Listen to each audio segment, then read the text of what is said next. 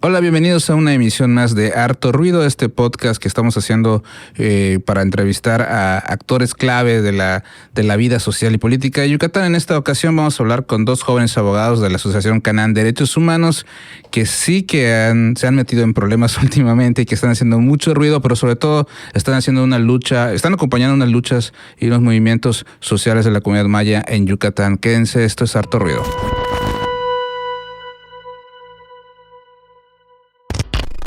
Bienvenidos Miguel Anguas y Roberto Sánchez de Canaan Derechos Humanos. Gracias por estar en Harto Ruido. ¿Cómo están? Buenas noches. Bien. Muchas gracias, Herbert. Mucho gusto. Bien, igual. Un gustazo, Herbert. Gracias por recibirnos aquí. Pues con muchas ansias de hacer bastante ruido con esto. Sí, así es, y sobre todo porque a lo mejor entre mame y mame en redes sociales ha llamado mucho la atención que ustedes son los principales protagonistas de querer acabar con la Navidad en México, por lo menos, ¿no? Y sí que en redes sociales y en la prensa nacional e internacional les ha retumbado mucho los oídos a ustedes, ¿no? Antes que nada, vamos a empezar con esta controversia que está surgiendo sobre esto que ustedes quieren acabar con la Navidad. A ver, cuéntame cómo va este relajo. Sí, claro que sí. Pues mira, pues todo se remonta en 2020. Como había una vez unas... O sea, están aprovechando la pandemia para querer... Sí, no teníamos nada que hacer, ¿no? Aprovechamos que teníamos cubrebocas y nadie nos identificaba, entonces decidimos presentar 3 amparos. O sea, como Canaan Derechos Humanos decidimos pues justamente empezar a cuestionar un tema de la laicidad del Estado, ¿no? O sea, porque digo, particularmente aquí en Yucatán está muy... institucionalizado principalmente el catolicismo, ¿no? Pero no hay que demeritar que puedan haber otras religiones que igual se expresan a través de las funciones públicas.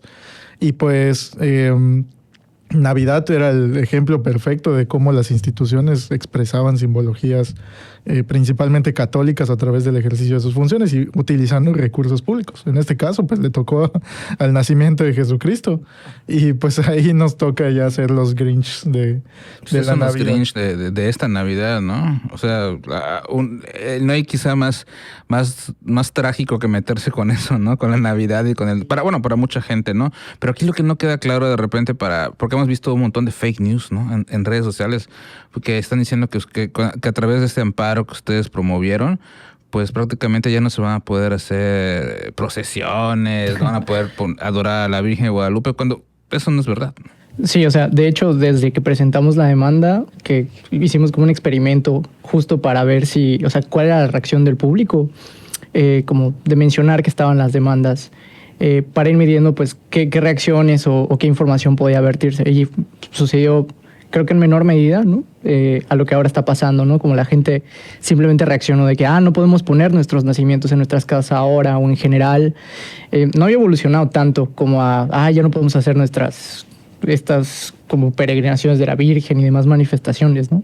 Sí ha sido más hostil ahora, pero en su momento hicimos como ese intento por ver qué reacción había.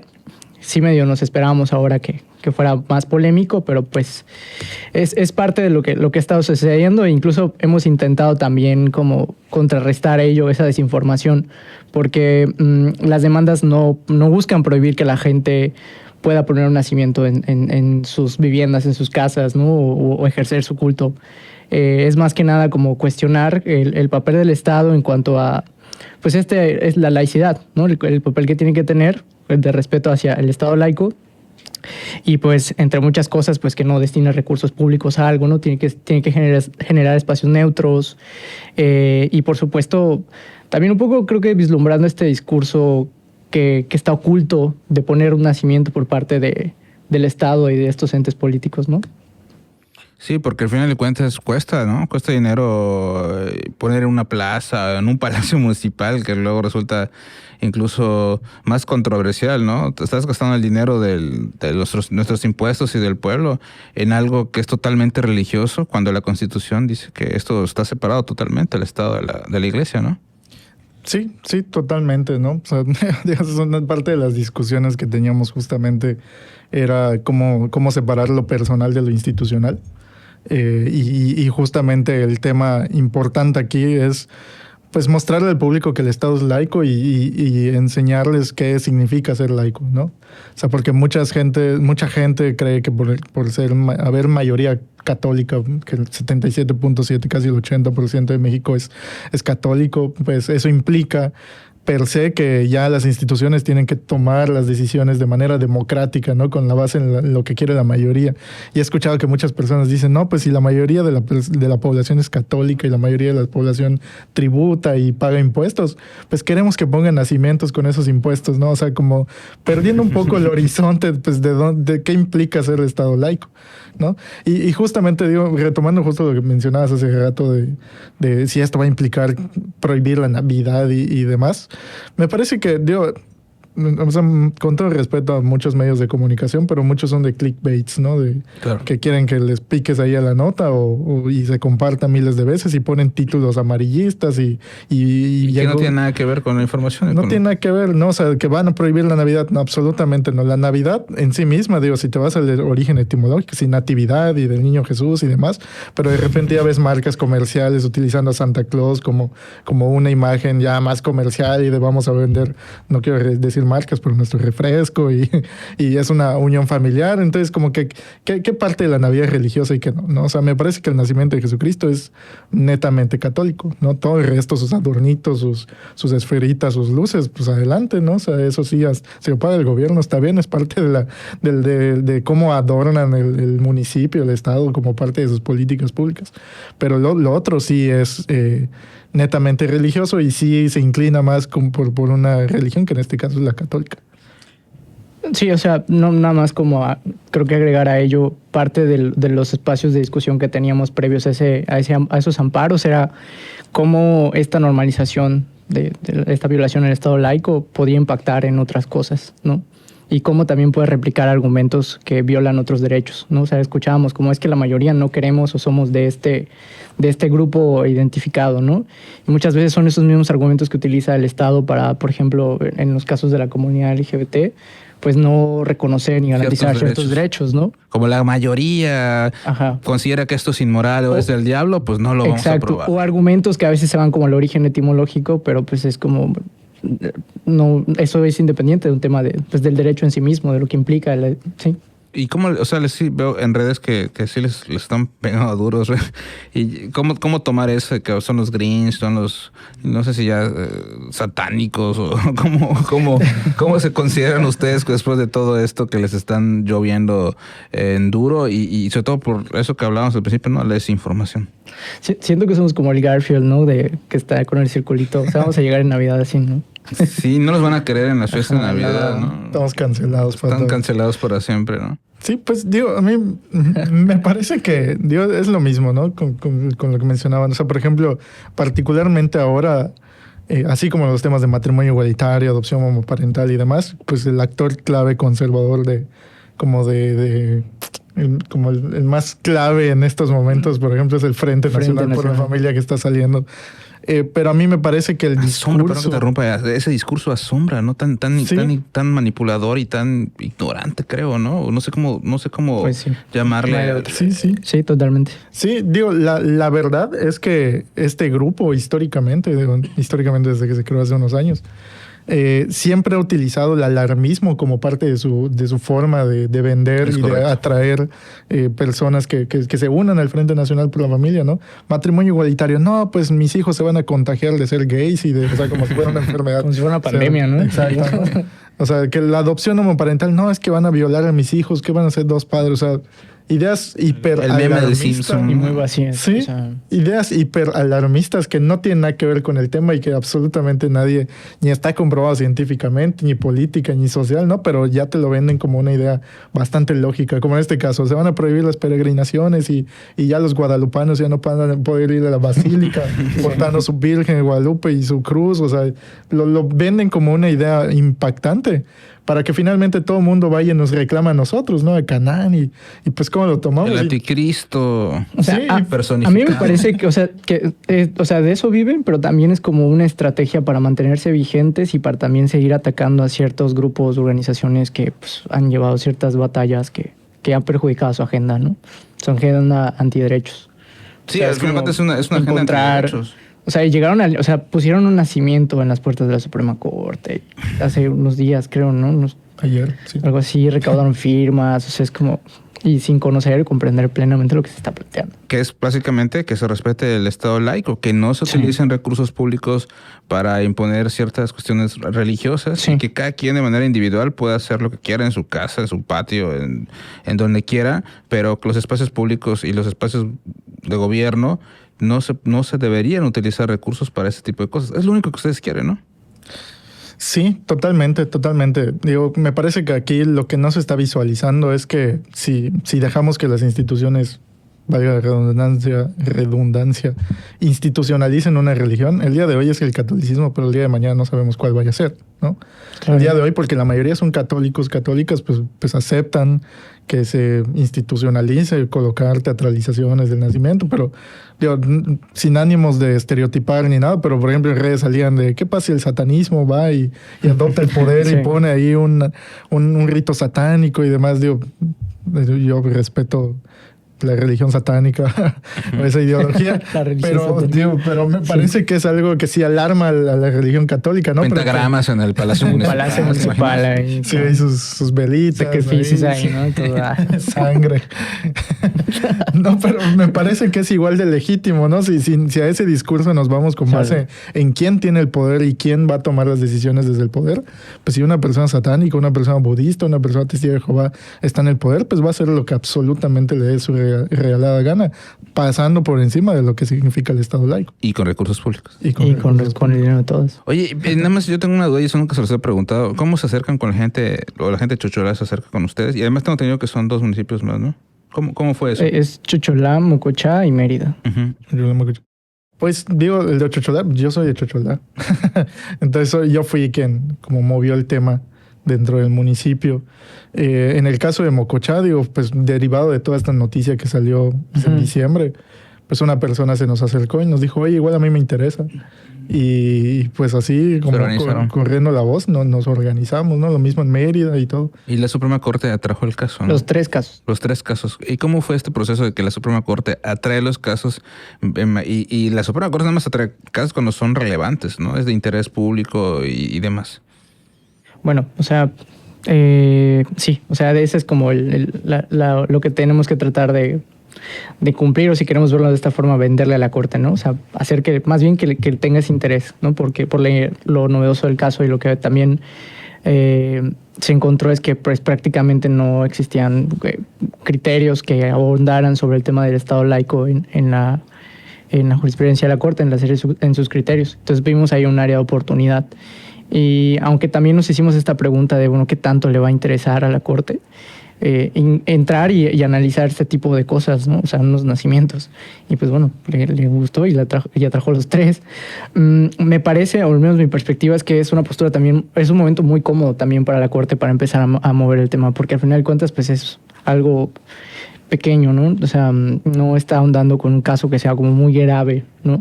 Claro. Y creo que por eso también es como cómo empezar a tocar este tema en un país en el cual el catolicismo está también, bueno, hay ciertos grupos vinculados al catolicismo que son grupos de poder que han sido difíciles de tocar a lo largo de la historia, ¿no? Hablamos de estos muy lamentables casos de abusos, de violencia y demás que se han dado en instituciones. Y tienen peso en política. La iglesia sigue teniendo peso en política. Sí. Y bueno, esto se pospuso, o sea, el análisis en la Corte, ¿será que antes de la Navidad se discute en la Corte o yo creo que vamos a esperar de que tengamos una feliz Navidad y ya después que se analice aquí será el próximo año? ¿Qué creen que pase? Ojalá que antes. Yo quiero personalmente ver que Renan Barrera no tenga que poner nacimientos en Mérida. Sí, yo diría eso, ¿no? Sí, o sea, digo, mi análisis es que el día de ayer les llegó el Frente Nacional por la Familia, les presentó sus 35,000 firmas, conjuntamente con una especie de amicus, ¿no? O sea, ahí como resuelve así, ¿no? Y pues la Suprema, viendo el panorama social de cómo se estaba discutiendo todo esto, mejor decidió, vamos a tomárnoslo con calma y... Que se reflexione en la cena navideña y ya después lo platicamos, ¿no? Platíquenlo entre ustedes. En el nacimiento ahí como... En la oración. No es tan malo, dije, ¿no? Mientras están cortando el pavo, ahí ya ustedes pues logran convencer a sus familiares que a lo mejor no están a favor, o ellos los convencen a ustedes para que quiten el amparo, ¿no? Y es que ha sido una discusión, ¿no? Personal, o sea, en nuestros círculos familiares cercanos, como ese tema, ¿no? Sobre todo aquellos espacios que son muy católicos y que tenemos ahí tal vez parientes o amistades. Es como, ¿por qué? ¿Qué te afecta? ¿No? Surge mucho no sé cómo lo combates tú, pero surge mucho ese argumento de, ¿qué te afecta? ¿No hay cosas más importantes o algo así, no? Sí, o sea, sí surgen esas, digo, particularmente mi familia, la mayoría, gracias a Dios. Si Dios lo permite. Pues sí comprenden el tema, la pertinencia del tema. O sea, no lo ven como un nacimiento, unos muñequitos de cera en que te molestan. O sea, sí le ven la profundidad de, bueno, pues es una institución que no debe hacerlo y es totalmente legítimo pues reclamar algo así. Entonces, ya, afortunadamente, dentro de mi familia, sí. Ya ahora hablando de Chocholá, que es un municipio pequeño, pues ahí sí ya los chismes corren y se vuelve un boicot social en contra de mi familia. Entonces eso sí se vuelve más problemático, ¿no? Pues, van a tener que emigrar, ¿no? Sí, desplazamiento forzado. Oigan, y bueno, y en otro tema, porque Canaan Derechos Humanos no únicamente ha abordado este tema, sino que están en algo que en los últimos años ha generado mucho ruido y también preocupación, ¿no? Es algo que también están juzgados federales, y es la lucha de la comunidad maya de Sitilpech en Izamal, ¿no? Que está luchando por que una granja deje de operar, deje de funcionar, pero sobre todo deje de contaminar su agua y su medio ambiente. Para que nos platiquen sobre este caso de Sitilpech, que es algo sumamente grave lo que está pasando ahí, ¿no? Sí, Canaan Derechos Humanos desde antes de Sitilpech, de hecho empezamos acompañando a la comunidad maya de Chapap. Derivado de nuestro trabajo, pues se nos acercaron personas de Sitilpech para plantear lo mismo, ¿no? O sea, el tema de que existe una granja porcícola que está a menos de 1 kilómetro donde pues están criando 48,000 cerdos, y aunque tengan toda la tecnología, plantas de tratamiento y demás, pues es inevitable que la peste y la caca de cerdo les llegue hasta sus poblaciones, y es algo que la mayoría lo tiene normalizado, ¿no? Pero siempre sale el grupito de 5 o 6 personas que cuestionan el tema medioambiental y personal, porque finalmente el tema del medio ambiente está pues muy interrelacionado con las vivencias de las personas en comunidad, ¿no? Cómo les afecta el mal olor en su salud, que si utilizan agua para su riego, que si es para consumo, si se bañan con ello, que si les sale sarpullido cuando se bañan con agua de pozo, o sea que... Es que es terrible porque esa fábrica de cochinos les vino a transformar la vida para mal, ¿no? O sea, tener que te despierte el olor a mierda debe ser terrible, ¿no? Sobre todo porque... Me platicaba cuando fui la última vez ahí, ¿no? Que salen a comer en los patios, ¿no? Todavía se acostumbra a hacer eso, ¿no? Tener las ventanas abiertas y de repente sentir la peste y más estas afectaciones al cuerpo y a la salud, está terrible, ¿no? Sí, o sea, Sitilpech diría que antes como de buscarnos, lo que nos decían es que ya sentían como estas molestias y de pronto se enteran que la granja viene a duplicar su capacidad, o sea, viene a hacerse mucho más grande, entonces ahí la preocupación pues se dispara, ¿no? En el sentido de pues no queremos que esto se agrave aún más, ¿no? Y pues lamentablemente eso sucede, ¿no? O sea, la empresa pues hace mucho más grande la granja, o sea, creo que tenían 20 y tantos mil, ahora eran 48,000 cerdos, o sea, en la comunidad creo que llegan apenas a 2,000 personas, o sea, hay más cerdos que personas. Y entonces, pues se agravó más este panorama, ¿no? Y algo muy importante de las comunidades y en general es como estos aspectos de la vida cotidiana, que es como salir a tomar el fresco, salir a comer, ¿no? Pues es parte de sus dinámicas y también de su derecho como comunidades mayas a conservar eso, ¿no? Tal vez el Estado pensará que pues eso puede prescindir de ello, no pasa, ¿no? Que comen dentro de su casa, ¿no? Pero que pues comen dentro de su casa, lo importante es el desarrollo y la economía, la generación de empleos. El discurso desarrollista, extractivista que trae ello, ¿no? Pero lo que voy con ello también es como, o sea, la gente menciona eso, nos tenemos que encerrar para no sentir ese mal olor, o algunos niños que me duele la cabeza porque no tolero el olor. La verdad es que hemos estado en la comunidad Digo, ahorita la granja pues no tiene cerdos, por lo que sabemos, como parte de un litigio. Pero a mí, por ejemplo, sí me tocó ir temprano una vez a una comunidad y olía horrible. Y había hasta una señora que me acuerdo que no podía hablar mucho porque le generaba náuseas, asco, ¿no? De lo mal que olía, ¿no? Una señora me decía, ¿no? Que ella se tiene que poner todo el tiempo Big Vaporub en la nariz para no tener que estar soportando los olores de la granja ahí en Citilpech, ¿no? Sí. O sea, que le cambia la dinámica, pero también las afectaciones futuras a la salud, ¿no? Porque tener el manto freático contaminado, ¿no?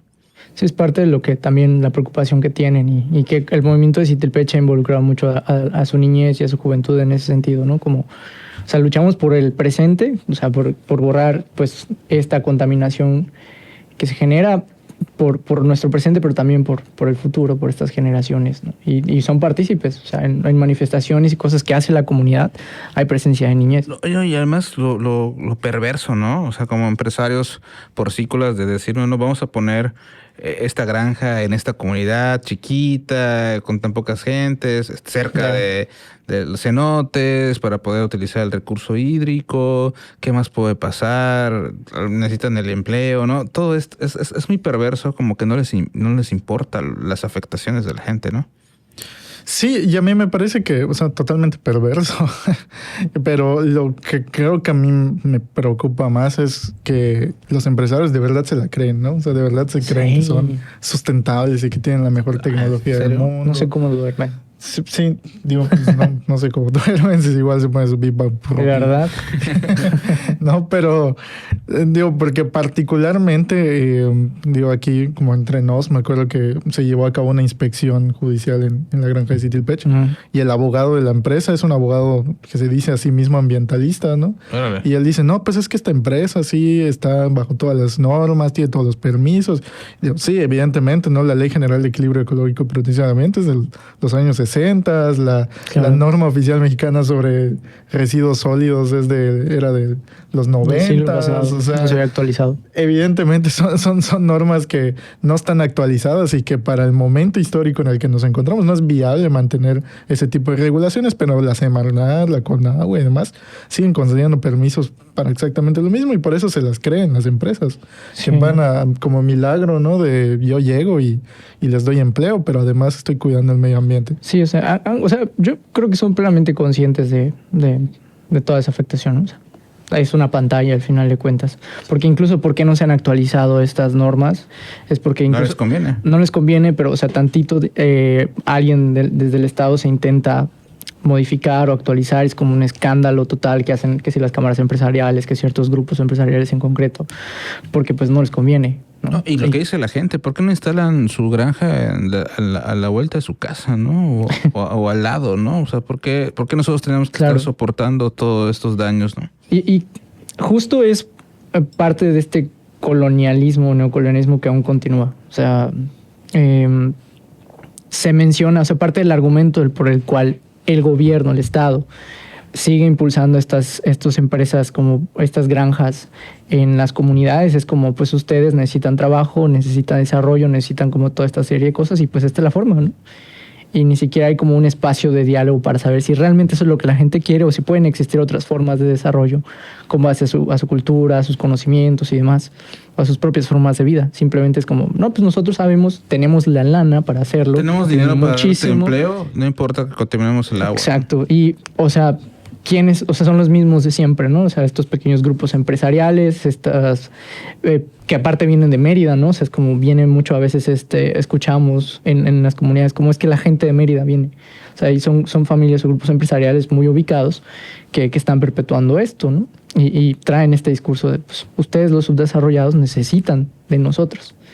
No lo dicen así, pero ¿de qué forma sí lo dicen? Pues con el tema del empleo, con el tema del desarrollo, o por ejemplo, crecimiento económico. Algunas incluso tratan de hacerse ver como, de limpiar su imagen con esta parte de los dispensarios médicos. A mí me parece atroz.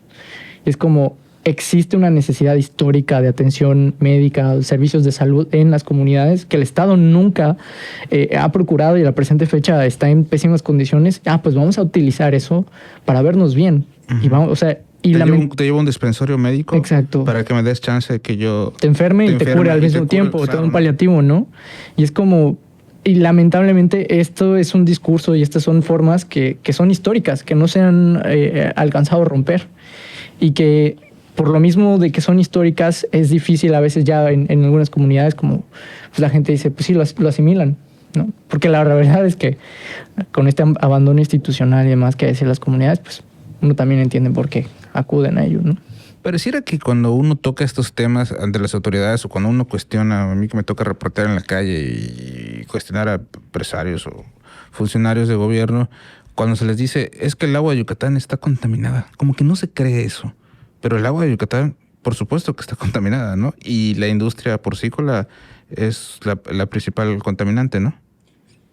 Sí, digo, o sea, históricamente aquí en Yucatán nunca se le ha apostado en general, ¿no? O sea, muchos, por ejemplo, los hoteleros, ¿no? Les dices, oye, pues toda tu gente que va a vivir ahí, pues defeca, ¿no? O sea, ¿cómo vas a tratar el agua de tanta gente que hace popó y pipí dentro de tus cuartos de hotel? Lo mismo sucede con los cerdos, lo mismo sucede con absolutamente todas las empresas y me parece que es en parte un abandono institucional de las autoridades estatales, federales, de cómo tratar el agua y de cómo igual protegerla. O sea, y finalmente de ahí es donde se agarran los propios empresarios, empresarias, ¿no?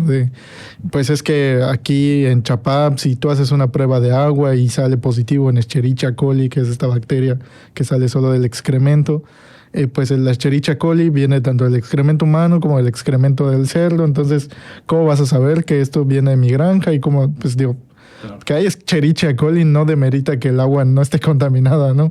Entonces, claro, digo, de aquí vienen estos temas muy, muy complejos de quién está contaminando qué, ¿no? Entonces, pues es como muy alarmante que no exista una regularización sobre el tema de la contaminación en agua en la península de Yucatán.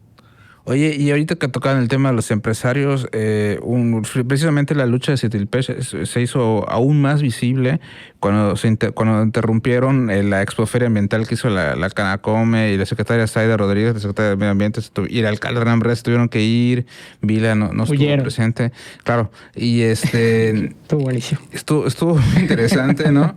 Porque ustedes y la gente de Citilpech se metió le interrumpieron totalmente, ¿no? Y hubo quienes ofendieron muchísimo. ¿Cómo es posible que el evento hagan eso? Oye, ¿cómo es posible que estén contaminando la comunidad, no?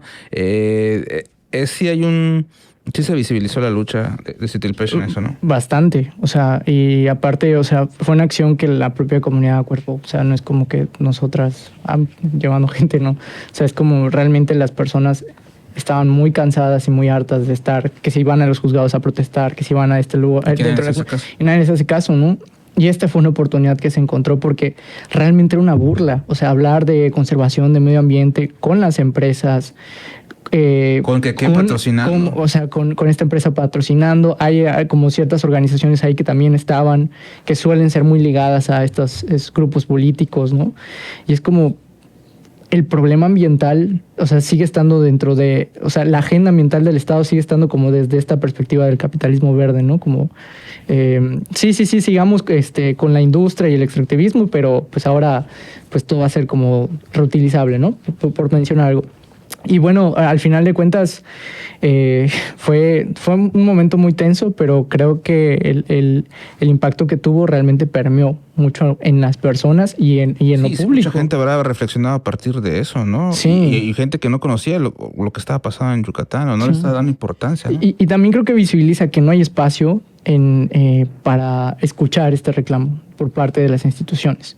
Incluso por ahí Zaida, la titular de la SDS, decía, estas no son las formas, la institución siempre estaba abierta a dialogar y demás, pero es que tú eres la institución. Tú fuiste y buscaste, encontraste a estos actores para construir agendas y este evento.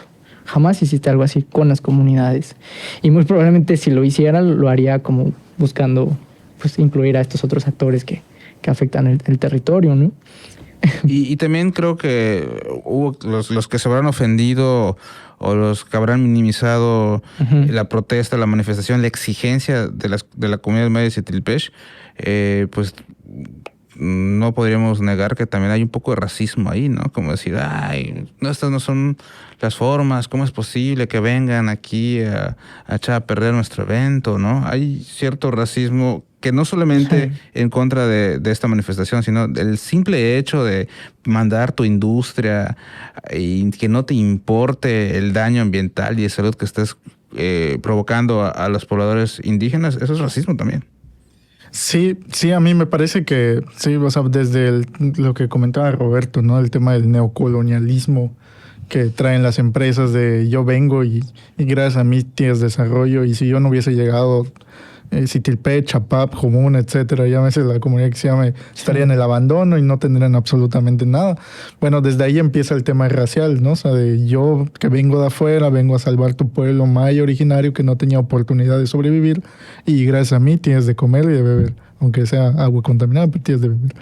Entonces, desde ahí empiezan, y luego pues vas a un evento y digo, es gente que pues vive todos los días con sus ventanas cerradas, ya no pudiendo salir en la calle porque apesta, es insoportable, están hartas y ven que hay un evento, una expo, foro ambiental, ¿no? Donde chequen el que te está jodiendo la vida en tu pueblo, va a hablar sobre sustentabilidad y de no contaminación. Entonces sí lo sientes como una cachetada y digo, por un lado te están vendiendo un discurso, pero por otro te están fregando la vida. Pues obviamente sí hay pues una política racial de por medio de qué tanto les voy a afectar y qué tanto no, y qué tanto yo sé que es su bienestar y qué tanto no están bien. Sí, yo me gustaría agregar que, o sea, este tipo de acciones, las empresas como que quieren que mencionábamos, pues, o sea, participan en ellos para validarse, ¿no? Y es lamentable que así como están estos espacios que fue el Expo Foro Ambiental, se han generado otros incluso con la academia aquí, o sea, universidades como la UADY, que se prestan para esos espacios que, o sea, son universidades públicas que se deben a lo público, que se deben estar al servicio de toda la población, pero yo diría con un énfasis como más hacia un grupo como es las comunidades mayas, ¿no? Pues a seguir perpetuando y manteniendo la agenda de estas empresas, ¿no? Por ejemplo, ahí esta Granja Chapap que organizó un foro en la Facultad de Ingeniería. O sea, es como, ¿no? Y así como esta... Felipe Carrillo Puerto estaría revolcándose en su tumba, ¿no? Sí, yo creo que hace unos días, ¿no? Se revolcó. Y bueno, así como también pasa con la UADY, hay ciertos grupos académicos de la UNAM, bueno, que utilizan la etiqueta UNAM para decir, no, pues es que estas empresas son maravillosas, son lo mejor y demás, ¿no? Es preocupante como cada vez están buscando obtener más espacios y para validarse. Y siguen siendo una cachetada, ¿no? Para las comunidades y para las personas. Sí, y a mí me parece interesante lo de la UNAM porque la UADY, pues a mí sí me queda claro que UADY nunca ha tomado una postura antigranjas ni lo va a hacer porque pues patrocina y no sé qué más le haga favores a las empresas. No esperamos nada, pero siempre logra decepcionarnos. Exacto. pero, por ejemplo, en el caso de la UNAM, ¿no? Lo que pasó con Jomún, que Papo había presentado una prueba, ¿no? Que era una opinión técnica de la UNAM, que estaba ahí en ese momento en indignación la organización, ¿no?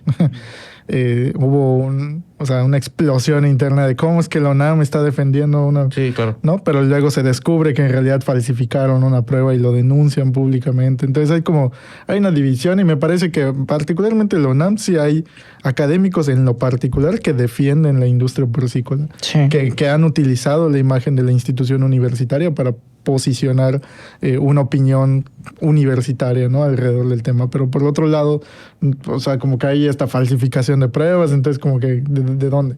Digo, de la UADY no me queda duda, entonces... Sí, ahí no hay nada de sorpresa. Lo cuestionamos. Sí. Oigan, bueno, pues estamos llegando a la parte final de esta interesante entrevista, pero bueno, les comentaba que en esta parte del podcast les voy a leer unas palabras, que es como el resumen de lo que hemos platicado y de otros temas que no hemos abordado por falta de tiempo, pero seguramente en otras entrevistas lo platicaremos. Entonces me gustaría que yo les diga la palabra y ustedes me digan lo que quieran decirme, ¿no? Lo que se les venga a la mente. Puede ser otra palabra, puede ser una frase, puede ser una teoría, lo que ustedes quieran. Yo digo la palabra y cada quien dice lo que se le venga.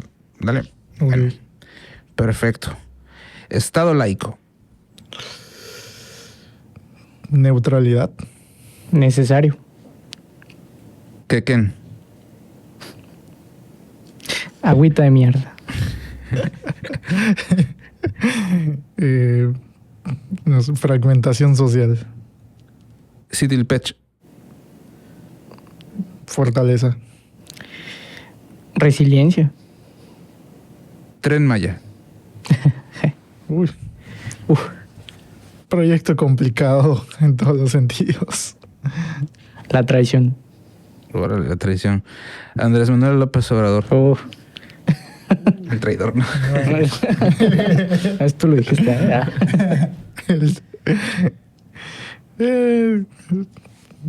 Vas. No le oyes. No se me ocurre. Yo diría pantalla. Sí, sería como simulación. Simulación. Simulación. Mauricio Vila Dosal.